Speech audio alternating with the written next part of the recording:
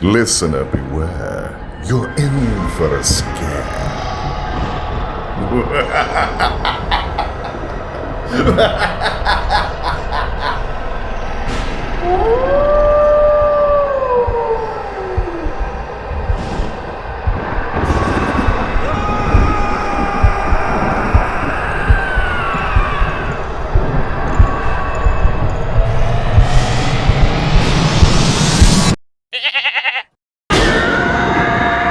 Why, hello there, and welcome.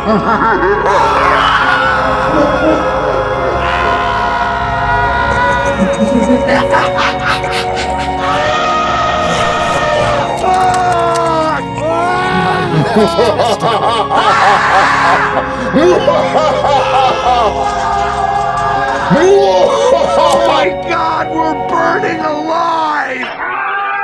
Welcome back to a very special Halloween Monster Mash edition of Super Mystery Bros. As usual, my name is Nate, and back with me after a year of absence is legendary PhD haver Ivan. Ivan, where have you been, man? Do you care to explain yourself to all of our millions of listeners? And are you prepared tonight to promise our listeners that you will never ever leave them again? Oh shit, man, that's a big promise, but I'll try my best. And as I told you last time, I don't have PhD yet. Well, how much longer do you have till you get it? Well, I don't know. Maybe. Are you gonna try to milk the time out as long as you can? No, maybe a year or two. Okay. A year or two, something like that. Well, all right. I guess we're gonna have to rename you to almost PhD haver Ivan. Sounds good. Sounds good. So regarding the Super Mystery Bros September to Remember Box Top Sweepstakes, I'm pleased to announce that we have a winner. Ivan, can I have a drum roll, please?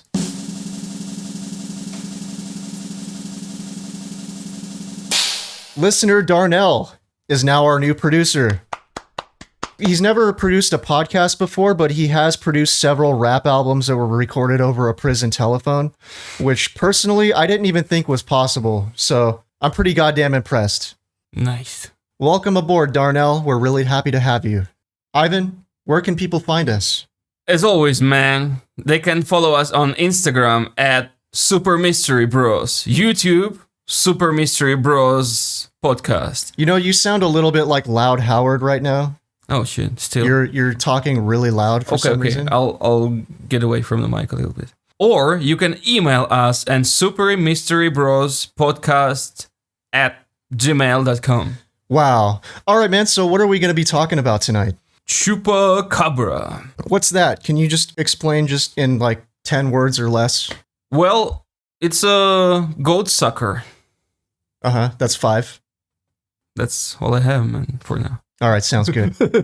All right, so before we begin, let's give a quick shout out to our main sources tonight, which include Unsolved Mysteries with Robert Stack, The Skeptical Inquirer, The Washington Post, UFO Digest, Discovery UK, LiveScience.com, USA Today, and last but not least, the world's most trusted source of information, Wikipedia.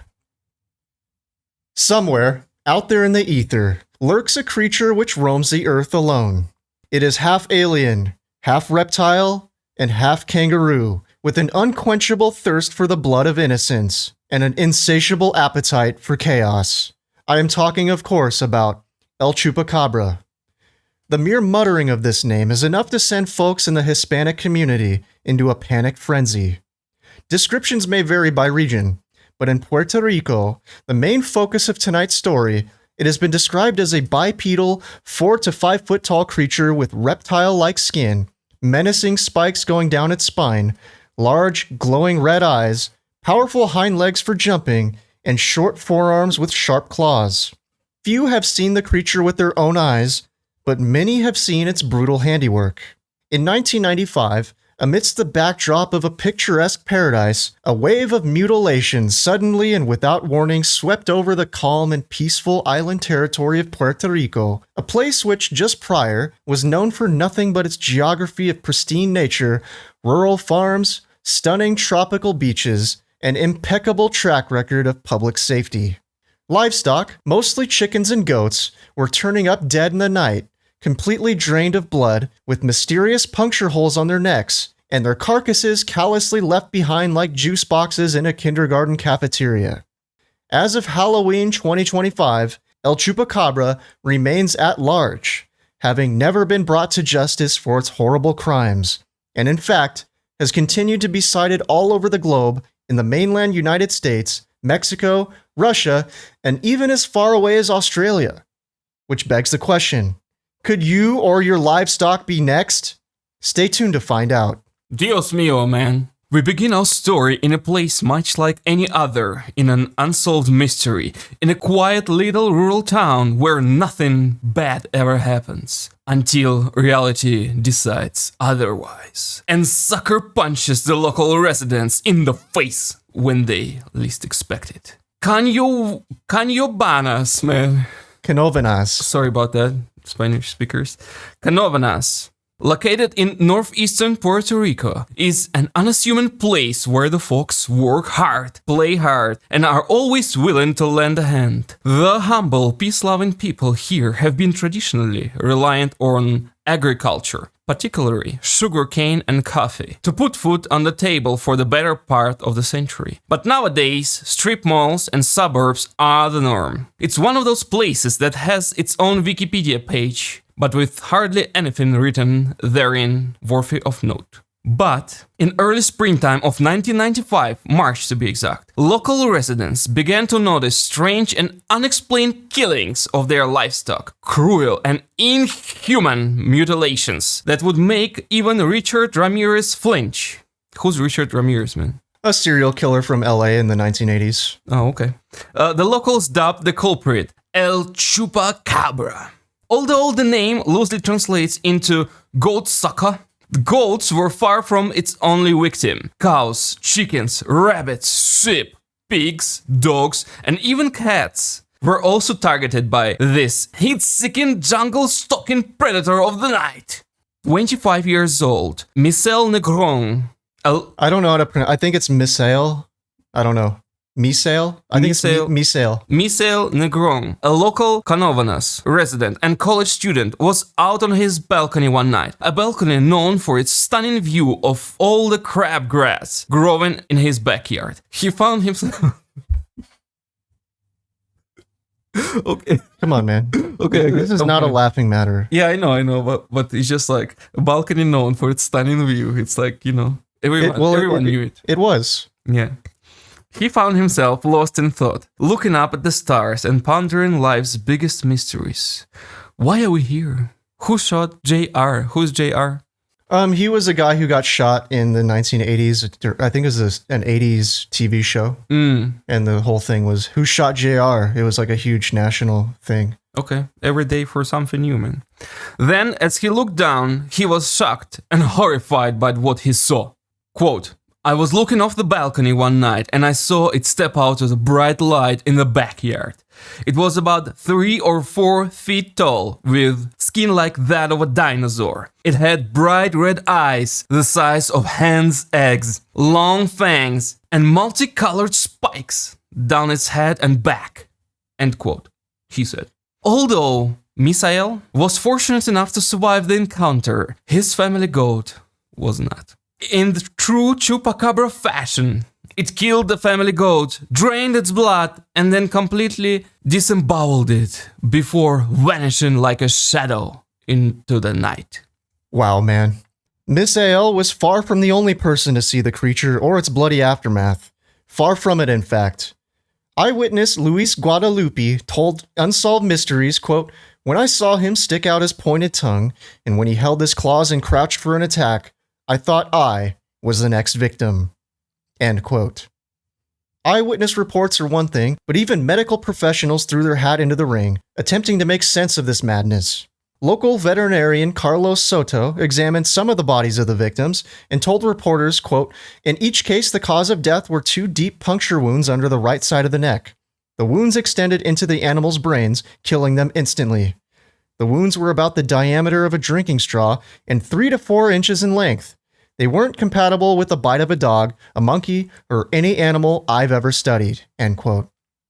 So real quick, basically what the Chupacabra is being accused of doing is jamming its straw-like fangs into the brain or the jugular of an animal and just sucking it dry like it's a Capri Sun or a juice box or something. Furthermore, Soto noted the strange lack of rigor mortis in the bodies of rabbits that were brought to him more than 12 hours after their deaths, and alleges that the circular wounds in the animals were so precise that not even a skilled surgeon with a scalpel could have made them. Around August of that year, Madeline Tolentino, a local 31-year-old Canóvanas resident, allegedly sighted the creature out on the sidewalk in front of her home, along with several other witnesses, including a young child on a bicycle who was throwing bottles at it, as well as her husband and a coworker who each put on work gloves and attempted to tackle the creature, a job that, frankly, mainland Americans would be unwilling to do. Quote, "I told my mother I saw the devil," end quote, she said. She described it to reporters as, quote, "like a kangaroo without a tail," end quote, with powerful hind legs and a web film underneath its arms. So we're going to read a more in-depth interview with this eyewitness later on in the episode, so stay tuned for that. All right, Ivan, why don't you take it away here? As fear and paranoia grew, local residents didn't know what to do other than to ask their heroic mayor for help. A man by the name of Jose Chemo Soto, who was both a Vietnam War veteran and a man who fathered 9 children by several different women. By all accounts, he was the type of the guy who was famous for his firm handshake, a smile that could light up the room, and was considered by all to be a pillar of the community. And, with such a stellar reputation to defend, could not stand idly by as his people lost animals and sleep over this. Not to mention the hit that the local tourist economy would take, as Puerto Rico had just started to recover from water problems and an oil spill just 2 years prior, and Mayor Soto was not about to let some blood-sucking demons terrorize his beloved community. He told reporters, quote, "This is not a joke. A number of my constituents have lost their animals in the past few months. We are taking it very seriously because it's killing animals right now, but people could be next." End quote. So, Mayor Soto did the only thing that a rational, state-based actor would do in this situation. He summoned an angry mob of heavily armed local vigilantes, defense workers, and law enforcement officers to go on a safari with him to find this creature and put an end to its reign of terror once and for all. And so it happened. Local volunteers who were fed up with living in fear began to shout in unison, "No mas," and decided to follow their fearless mayor into battle. Before the hunt began, Mayor Soto stood before the roughly 200-strong crowd of armed, angry locals and delivered an impassioned speech. Quote, "There's something out there waiting for us, and it ain't no man. Remember, anything that runs is a chupacabra.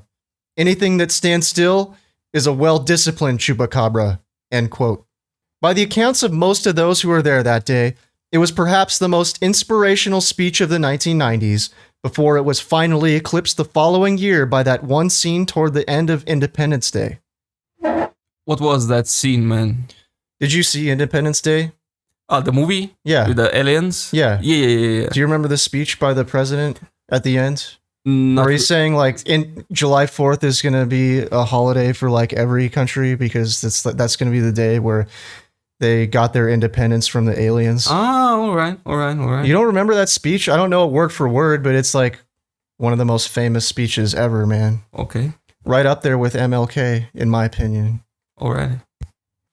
Under Mayor Soto's leadership, the 200-strong crowd of angry townspeople, eager to put a pitchfork in its ass, set out on foot through the nearby jungle, painstakingly combing through tall grass, braving giant fire ants, and getting their shoes all muddy. A caged goat was even used as a bait for an ambush, which unfortunately did not yield results, as the Chupacabra was one step ahead at all times and was clearly onto them and their scheme. Although Mayor Soto's safari didn't end with Chupacabra's head on a platter, he nonetheless considered it to be a smashing success. He later told reporters, quote, "Whatever it is knows that we're after it now. And if you look at the pattern where the most recent attacks have taken place, you'll see it hasn't come back here." End quote. Although the Chupacabra slipped through the cracks and lived to suck the blood of goats another day, having been chased off, it was no longer the problem of Canóvanas. It was now somebody else's problem, which, in politics, is tantamount to a complete success. And with that, dear listener, Mayor Soto's heroic quest to bring the Chupacabra to justice ended with mixed results. Mayor Soto went on to lead a highly successful career in politics, being re-elected 5 consecutive times before passing away peacefully in December 2021. Though he may be gone from this world forever, he could very well be in heaven right now playing soccer with Jesus if his Catholic beliefs were correct. Or perhaps he might have already been reincarnated as some other life form if the Buddhist beliefs are correct. Perhaps as a Chupacabra, which would be the ultimate form of cosmic irony. All right, man, so real quick, do you want to read this interview with eyewitness Madeline Tolentino first, or would you like to take a moment to talk about something else? Maybe let's get up to the interview first. The interview? And then we'll... Okay. Yeah. All right, so what we're going to do now is we're going to read this interview that was conducted by UFO Digest on March 20th, 1996. And this was interviewing witness Madeline Tolentino. So what we're going to do is we're going to read part 1 of the interview. If you want to read part 2, you can find the link to this in the episode description. It's going to be the link that says pome-mag.com. It's going to be that link. So anyway, Ivan, there are 2 interviewers here. Why don't you be both interviewers, and then I will be Madeline Tolentino. Sounds good. Good morning. My name is Lucy Pla. I don't know. Pla? Pla. I don't know. And my companion is Jose Manuel Rodriguez. Good morning. My name is Madeline Tolentino Maldonado. What's the name of this neighborhood? Barrio Campo Rico in Canóvanas, Puerto Rico. On what day did you see the Chupacabras? Sometime around the second week of August 1995. At what time? Approximately 4 p.m. Where was the creature? Facing my mother's house. It sounds a little bit like interrogation, man. A little bit, yeah. Yeah.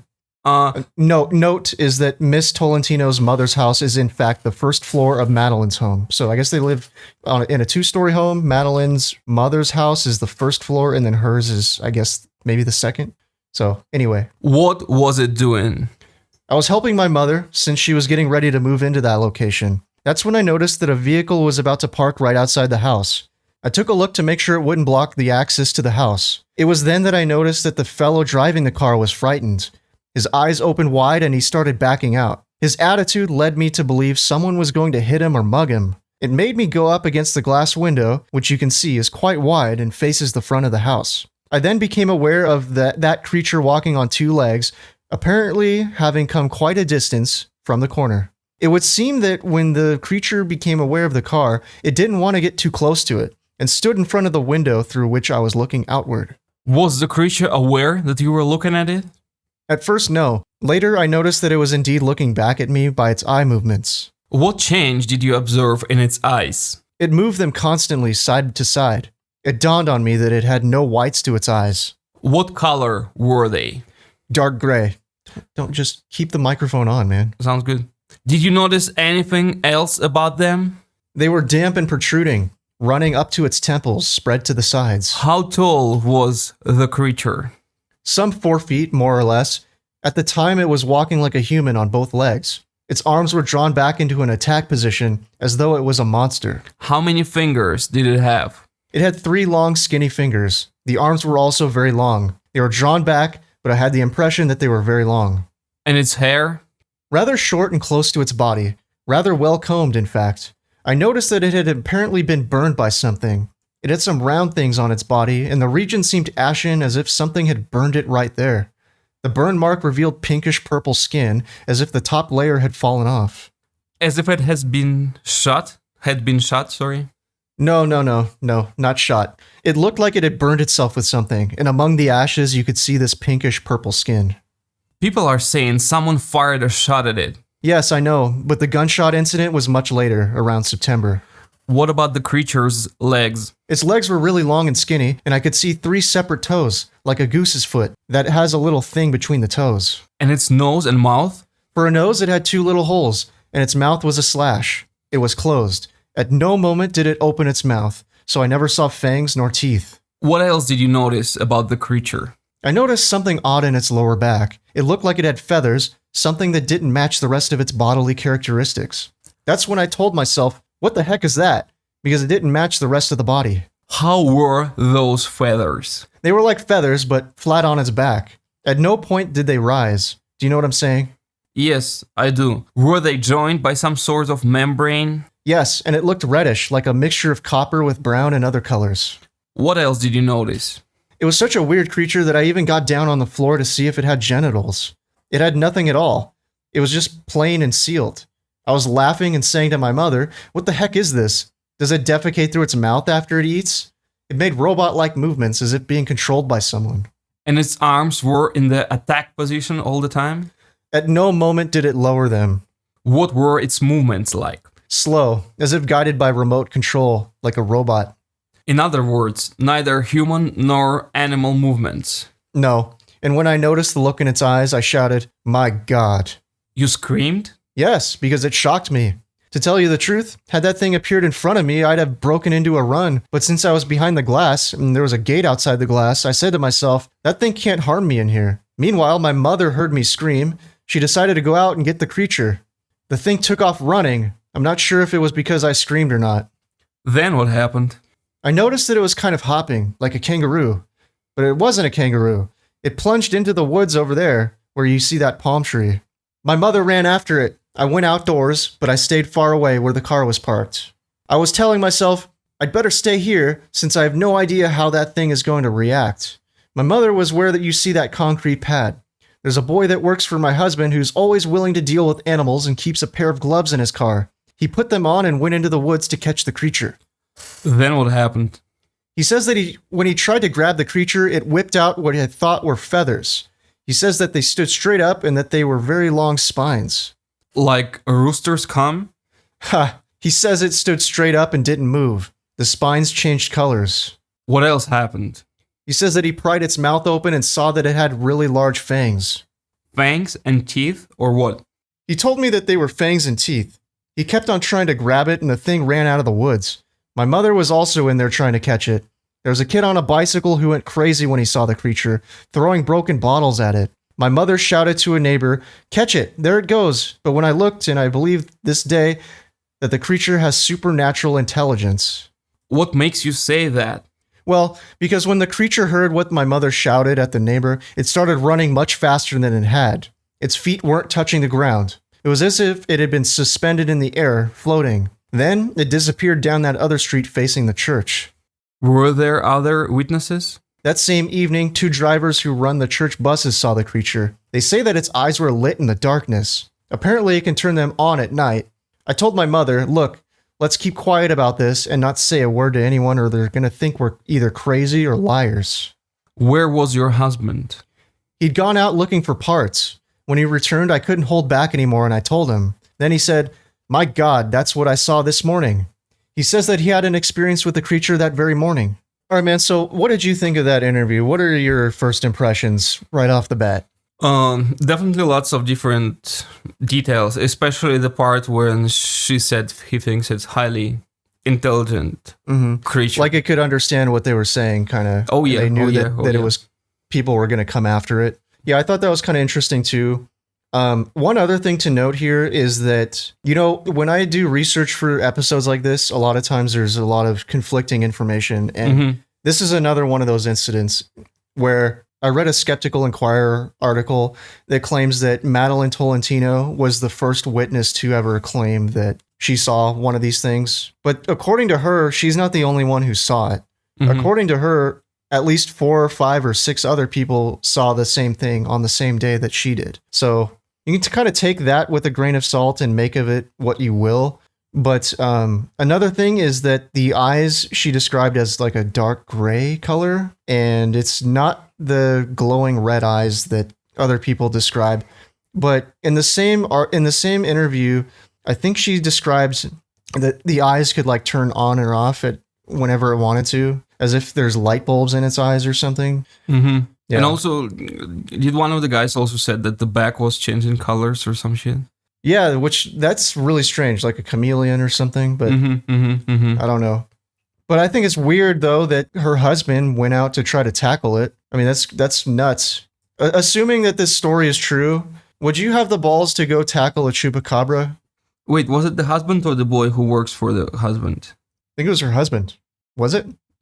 There is a boy that works for my husband who's always willing to deal with the animals. He put them on that part. Okay, so there was some guy. All right, it doesn't matter. Hey. But is there some guy who tried to go tackle the chupacabra? Would you have the balls to do that, man? I'm not sure about that, man. I think it's a dangerous creature. You do jujitsu, though, man. Do you think you could fuck one up? Do you think you can take one down? With the fangs. Maybe if it was wearing a gi, you could grab it. Maybe I could try. Otherwise, I'll probably stay home. Because even with the gloves, man, I don't think the gloves are enough to protect the whole body. All right, yeah. I'm gonna wear these work gloves and go tackle this thing with spikes coming out of its maybe back. they add like 5 points to your like armor, but 5. Bigger cojones than I have, that's for sure. And probably bigger than the chupacabra, Well, the chupacabra was running away. No. They said that. It didn't have balls, it didn't have any genitals and nowhere to poop from. Yeah. So, all right.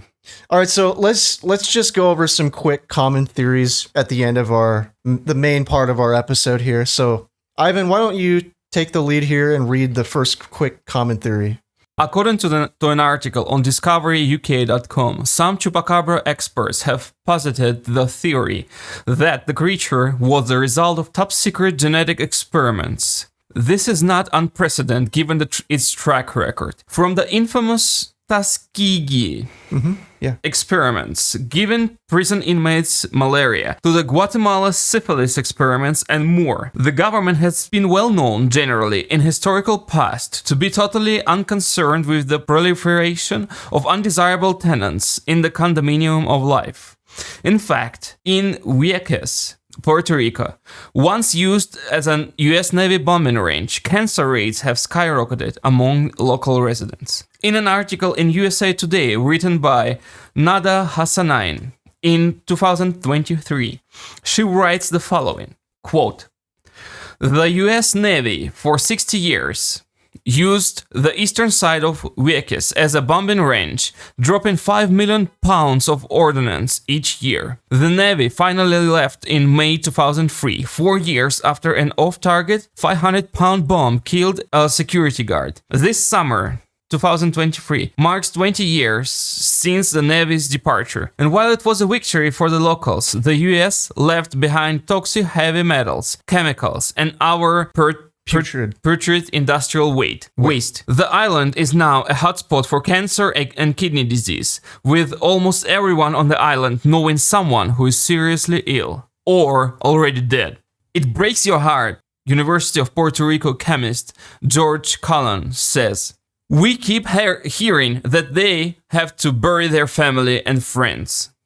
Experts and locals alike say the illnesses are tied to contamination from the military onslaught, which includes napalm, Agent Orange, arsenic, lead, and depleted uranium. But healthcare resources are scarce, and there is no hospital." End quote. Which begs the question, could the chupacabra be a byproduct of government experiment, or perhaps some kind of mutant, akin to that movie, The Toxic Avenger, from the 80s? Wow, man, what do you think about that? Do you think that this could be some sort of mutant that was brought on by all of the nasty chemicals that the US Navy dumped in Vieques? Oh, well, I think it's probably a valid theory, right? Coincidence? I don't think so. Now, we know what you're thinking. Mid-90s, death by neck wounds, the killer never being brought to justice. However, we looked into it, and although we can't rule it out entirely, this was probably not the work of OJ, as he had a solid alibi at the time, being on trial in LA for a similar crime committed the year before. But before you racistly accuse OJ of being the legendary Chupacabra, it's important to note that the Chupacabra's MO, while superficially similar to that of OJ's, bears some striking differences. Unlike OJ, who won a Heisman Trophy and became the first NFL player to rush for over 2,000 yards in a single season, the Chupacabra has never even been seen with a football. The Chupacabra simply leaps through the air and lets out a blood-curdling shriek as it latches its giant, razor-sharp vampiric fangs into the neck of its unsuspecting victim, treating them like a Capri Sun, sucking them completely dry and leaving them lying lifelessly on the ground, shriveled up and pruned over. A goat's dream deferred, like a raisin in the sun. OJ, on the other hand, nearly decapitated his ex-wife and a waiter with a butcher knife in a fit of jealous rage, sparking the trial of the century, something that Chupacabra has never been accused of. Wow, yeah, it's kind of amazing that OJ is actually a suspect in this. Are you familiar with OJ? O.J. Simpson? Yeah. I heard the name. He's famous for what? Murdering his ex-wife and a waiter and then getting off. Oh. Being found not guilty, even though it was pretty obvious. Oh, that's interesting story, man. Yeah. Okay. Anyway, why don't you move on to the third one, man? In an article in the Skeptical Inquirer written by Benjamin Redford entitled Mistaken Memories of Vampires, Pseudo-Histories of the Chupacabra, he argues that this creature doesn't exist because, quote, any evolutionary provenance for these unknown monsters is glaringly absent. Furthermore, Ben argues that the entire story originates from a single eyewitness who had recently seen the movie Spice, a movie... Species. A movie in which... Okay. Yeah. A movie in which the main monster antagonist looks remarkably similar to the Chupacabra, complete with spikes running down its spine. According to LifeScience.com article written by Bjorn Carey, quote, the frenzy had died down slightly by 2000, but picked back up in 2004 when something began attacking livestock in Texas. A farmer shot one of the offenders and later more alleged El Chupacabra carcasses turned up. They looked nothing like Puerto Rico original though. And DNA tests later revealed that they were actually coyotes with a severe case of mange. On top of the sudden change in appearance, a hairless, snarly-looking four-legged creature is the popular depiction in Texas. These coyotes didn't even act like El Chupacabra. Quote, when you did a necropsy of the chickens and goats that they were attacked, they all had normal blood levels. End quote. Redford told Life's Little Mysteries. They were not in fact vampirized. Quote, by the mid-2000s, anything weird was being called El Chupacabra, he said. Mangy coyotes, dead raccoons, even a dried fish in New Mexico, which looks nothing like El Chupacabra, end quote. Even dried fish, man. Do you think the dried fish could be the legendary Chupacabra, man? The chances are low, man. I wouldn't say so. Dried fish running on two legs, that's... But here's something to consider. Where is Chupacabra hiding? Everybody has looked everywhere for this damn thing. What if it's hiding in the rivers or the lakes or the swamps of Puerto Rico or wherever? In a fish form. And who's going to look for it underwater? Good point. Think about it. Some people believe that El Chupacabra might be an alien from outer space, mostly due to its appearance with large almond-shaped eyes, short stature, and alien-like phenotype. But there's nothing else we can really point to that supports this theory.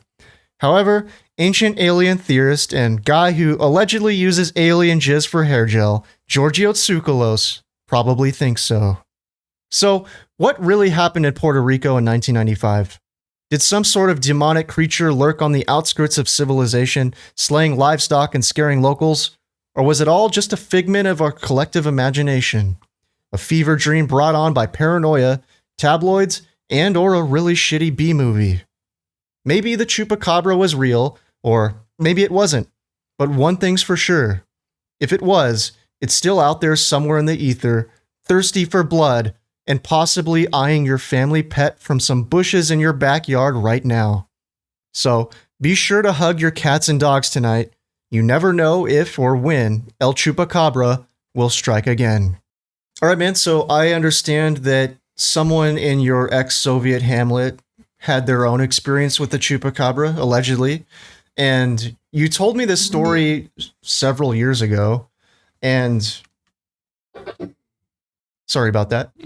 You told me this story several years ago. I don't really remember any of the details. But would you like to tell it again on our show here? Of course, definitely. You don't have to tell us this person's name or the name of your hometown or anything. You can change the location or the names of certain people. That's okay. But I would love to hear the story again. I'm sure our listeners would too. And this is a true story, people. This is not some shit that we're just making up. Okay, man, let's, as always, start with the setting. Let's set up the environment so our dear listeners can imagine the whole thing, you know? Yeah. They can be a part of, they can be kind of in it. So tell the story however you want to tell it.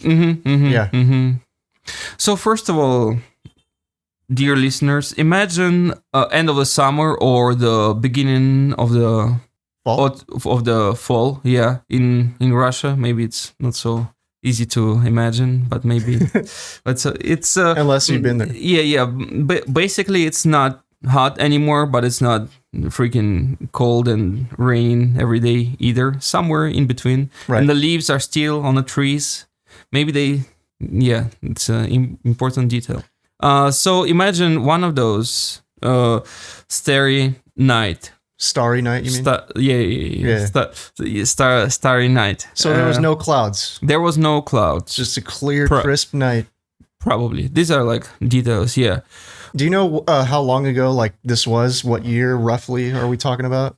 It happened roughly maybe around 15 years ago. So it's around 2010. Yeah, so it's a long time ago. So if I miss some details, sorry about that, but I remember the gist of the story. So let's go back. It happened on the starry autumn night in small town in Russia. How small are we talking? About 2,000 people. That is pretty small, but okay. Yeah, it's really small. And the hero of our story, the lady, she was working at the railway crossing at the edge of the small forest.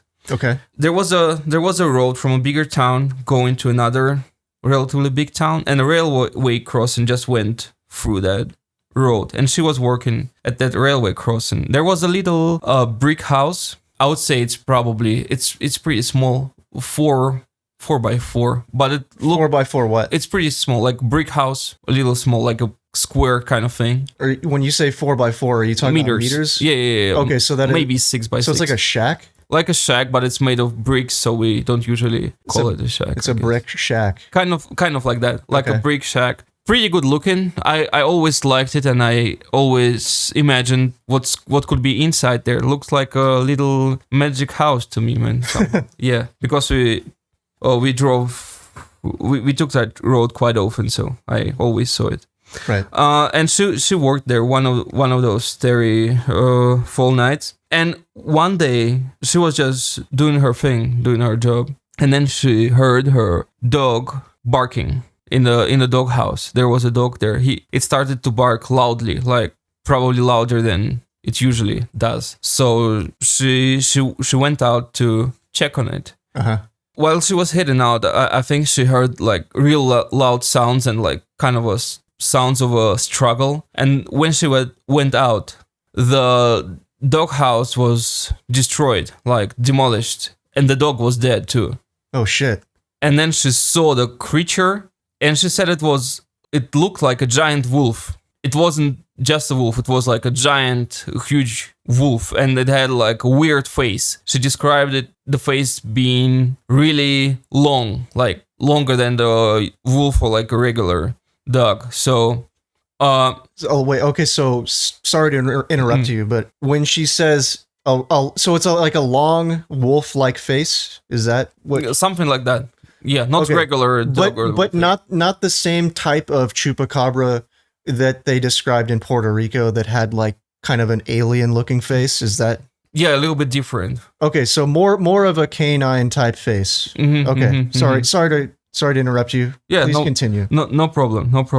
So, as expected, she was shocked and horrified by the as whole anyone situation. would be, of course. And she just closed the door and locked herself into the brick house. So I'm trying to paint a picture in my head of the scene. So when you say that this brick house, where is this brick house in relation to where she was working? Did you say it was? She worked inside it. Oh, she worked inside of it. Yeah. It's her place. Oh, so okay. So when you say that she worked at this railway crossing, and Brick House was right close to it. And what was her job at this railway crossing? Was it to like lower the arms, to like I think so. Something like that. Yeah. Okay, all right. Sorry. Go on. Because I don't remember the exact details. Maybe the arms were automatic, but maybe she still was there to look after the process. Right. If something happens, she'll need to report or stop the track. Gotcha. Something like that. Okay. Something like that. So she went out, and the doghouse was really close. She basically opened the door and saw it, as I understood. And she saw the creature. She closed the door, locked herself in, was really horrified and completely understandable. And then she started trying to contact some people and screaming for help. So the door was locked. And what she heard next was even more terrifying, I think, because the creature, it jumped on the roof of that little brick shack. Oh, shit. And it started like trying to break the roof. Oh, fuck, dude. That's like a Jurassic Park movie or some shit. Definitely. So she stayed in the house, and then I think she hasn't left it till morning or something, because Was it there the whole night trying to get in, or was it like just for a moment and then she was just too scared to get out until it was daytime? I'm not 100% sure about that. Well, if you're not 100% sure, it's fine. Just tell me. Yeah. And then what happened after that? She basically resigned. I think it was her last day on that job, because she was like, as anyone would. Yeah, really horrified of that situation. Yeah. So this is the story, man. Jesus Christ. And she said it's not wolf, because wolves don't jump on roofs like that. Of course. Yeah. How tall is this roof? Do you remember? About 3 meters, I'd say. Maybe and a little bit more. And there's nothing around for the whatever this thing is to climb up on top. I don't think so. I don't think. I think it was just a jump. No, like ladder or no. Nothing like that. No, I think it just jumped on the roof and started trying to destroy it, to get through it. That's a pretty fucking crazy story. Yeah. Is that the end of it? Yeah. Whatever happened to the lady? Do you know? I don't know. I just know that she resigned. Is this somebody that your parents knew?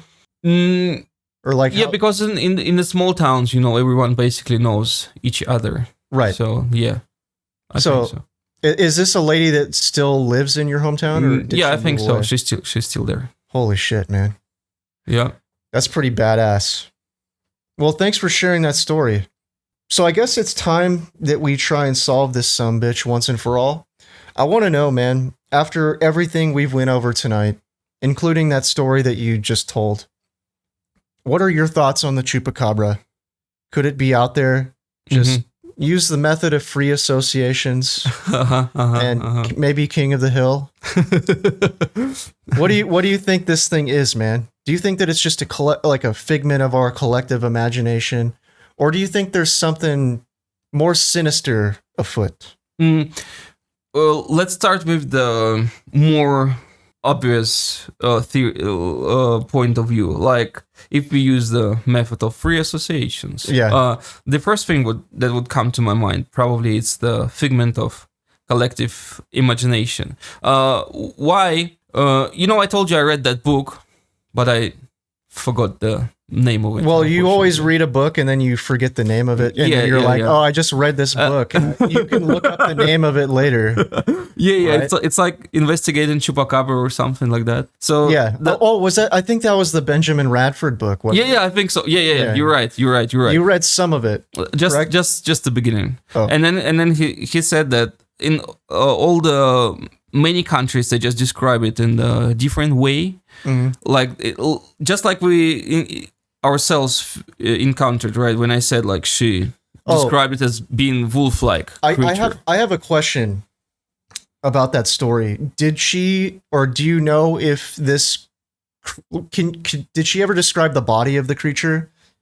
Was it like a dog-like body, or was it like some other weird type of body? Probably dog-like, because she said it was like a giant wolf, right? So closer to the dog. Okay, but when she says giant wolf, she's not talking about just the head. She's talking about the whole body. Yeah. So there's this giant wolf thing that just killed her dog. Mm-hmm. Was it her dog or was it like the company dog or something? Maybe working dog. The working but dog? Anyhow, yeah. Yeah, all right. Damn. So yeah, they describe it different in different countries. So that would make it easier to call any unknown thing Chupacabra, right? I think. Uh-huh. Because but it's what if we're dealing with separate things here that are all being labeled the Chupacabra? Yeah. That's what I'm getting at. Yeah, but what my point is, what if there are certain weird ass things out there? Mm-hmm. Like maybe in the instance of your neighbor, if you can call this lady your neighbor, what if she encountered something that's like only seen in your neck of the woods? And what if people in Puerto Rico saw something else, but it's all being labeled as Chupacabra, even though they're two completely separate creatures, monsters, whatever you want to call them. Man, I mean, just thinking about the story I just told, I don't think I can just dismiss it as being, just like figure of imagination, because it's just too detailed and the dead dog and everything, right? And was a dead dog thing confirmed? Do you know? I think so. Probably. It's not something you can just make up. Yeah. It's like she said, like, oh, if she would say, like, oh, dog is dead, and the next day it's alive. It's, Yeah, that would be a huge hole in the story. Yeah. So I think it's confirmed. So I'd say, I think it's a possibility, man. I'd say like that. There's some. Weird... I wouldn't dismiss it just like, oh no, it's just imagination. It's something more than that. Oh, really? So what do you think? This is the first time I've ever heard you say something about some supernatural thing where you're like, yeah, there's probably something to it. It's probably because of that story plus the lots of evidence, right? Dead animals and everything, and killed in some particular fashion. So there's more like material evidence when we usually get, I think. Sometimes we get like some tapes, but it could be attributed to like the technology being like not developed enough at the time of taking the pictures. But here we have like dead animals plus the evidence of people talking about it. So I'm not saying it's 100% true. It could be like rabies, crazy dogs kind of thing, but I'm not saying that it's being some giant crazy Chupacabra thing is impossible. I'll give it some chance. Yeah. You'll give it some chance. Yeah. What do you think? You know what? I'll be honest with you. I was planning on just saying I totally believe it because I just wanted to like give you a hard time, because I just thought that you would be like, no, I don't believe it. It's all because of insert some Carl Jung quote here, or I don't know, whatever psychologist you want to bring up, right? So you really threw a fucking monkey wrench into what I thought that I was going to say, right? So, I'm not really sure, man. If I had to guess, there could be, I think some of it could be attributed to some kind of weird shit, but something that I thought of, especially when we watched that Unsolved Mysteries episode with Robert Stack. They described these like perfect circular holes that were quite kind of like cut through the animals into their brains. And this kind of made me think of, have you ever seen No Country for Old Men? Long time ago. So the villain in that, I can't remember his name, but the guy with the haircut like mine, right? He was killing people with that.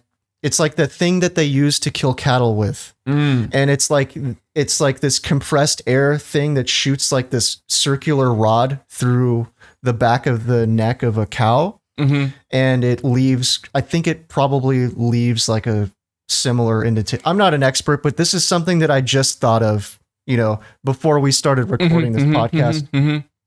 So I was like thinking, what if some sort of pre-serial killer, and when I say pre-serial killer, I mean, a lot of these serial killers that you hear about, they don't just start killing people. They usually start by torturing and killing animals. And I don't think it's out of the, especially in a place like this where with a lot of rural farmland, there could be some punk kid who got his hands on his dad's cattle killer. I don't even know what you would call this thing. The thing that shoots the rod through the animal and kills them instantly. I just thought that maybe some sick fuck was going around just murdering animals in this fashion and leaving the bodies to be discovered, and then that's what kick-started all of this hysteria. So what do you think about that? I think it's definitely a possibility, especially if we like... It definitely wouldn't explain the story about your neighbor. Yeah, right? It's a different story. Totally different MO. Yeah. Did they... Do you remember if the dog was like completely like annihilated, or was it just like this clean incision into it and it was just dead? Do you remember? Unfortunately, I don't. But Okay. I haven't heard anything about the, like, you know, two markings like in our Puerto Rico Right. story. So it's probably not like that. So I'd say if you look at it at the like case by case, like you said, the Puerto Rican case, your version is plausible, I think. Yeah, if someone just shoot the, what was it, animal killer thing? Well, all right. So I just remember from the movie, he had like it was like a tank of air, compressed tank of air, and he was just holding it with one hand and then the little rod thing in the other hand, and he just like go up behind somebody and it would shoot this rod out of the handheld thing and it would just go into whoever he was trying to kill.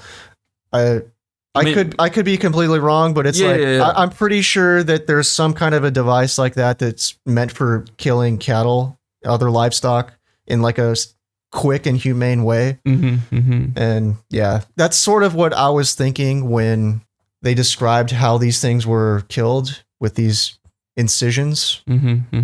So yeah, I think it's a good theory, but didn't they say about like their blood being drained?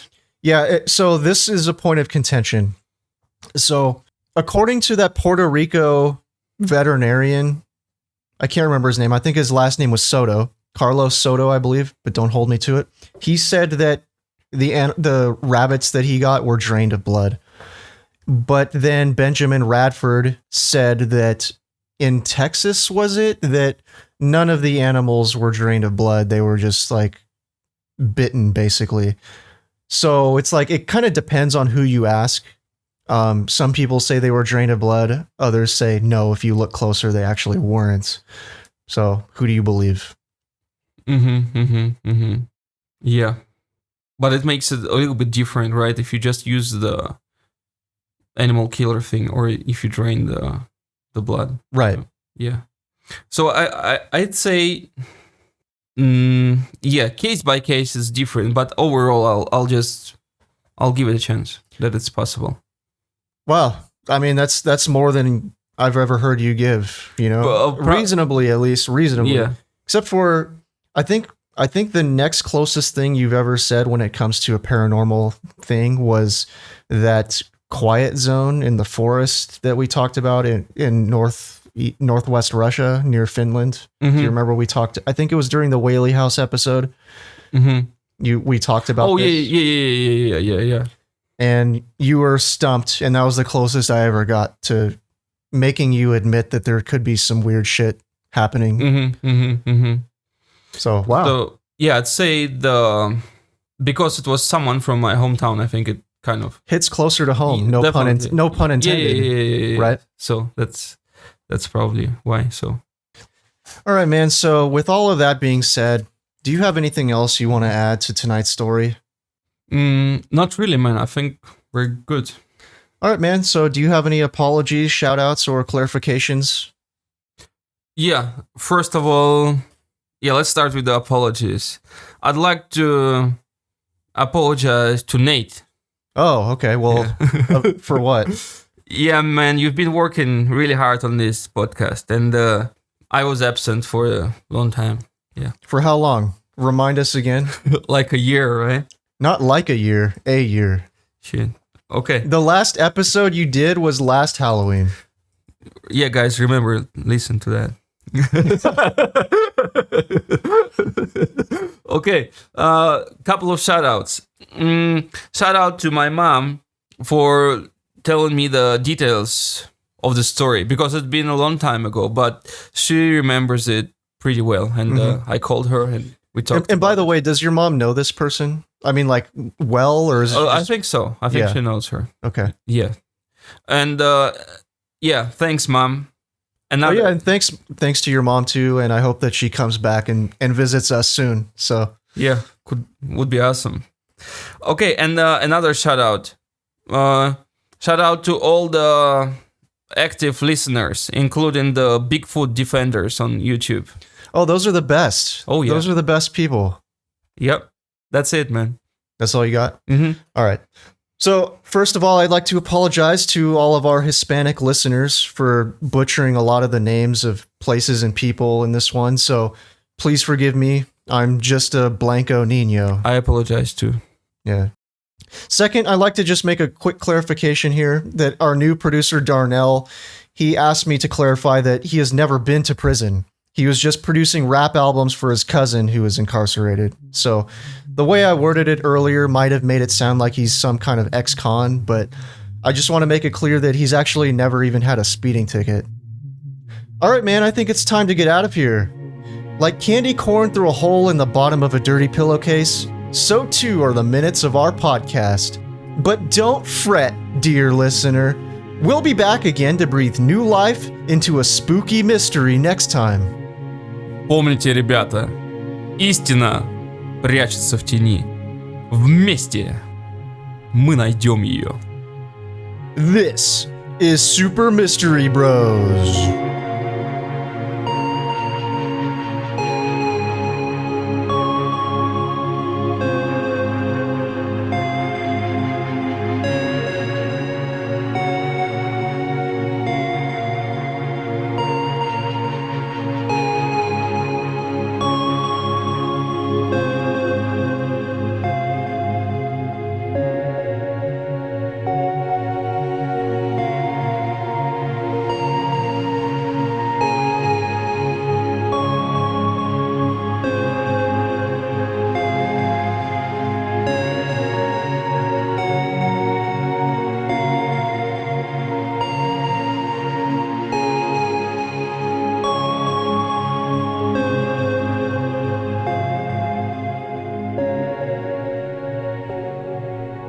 And that's a wrap, man. Good job. Yep. So what are we doing after this, man? Maybe we can wait for Peter and Where is Peter? he's working. Here or somewhere else? Yeah. Oh. Is he coming home tonight? Like in 1 hour or so. Oh. It's an option. It's an option. All right. Well, maybe he can perform a song for us. Huh? Chupacabra song. Maybe. We can ask him. That would be awesome, man. Those are instrumental for our show. Very instrumental. Yeah.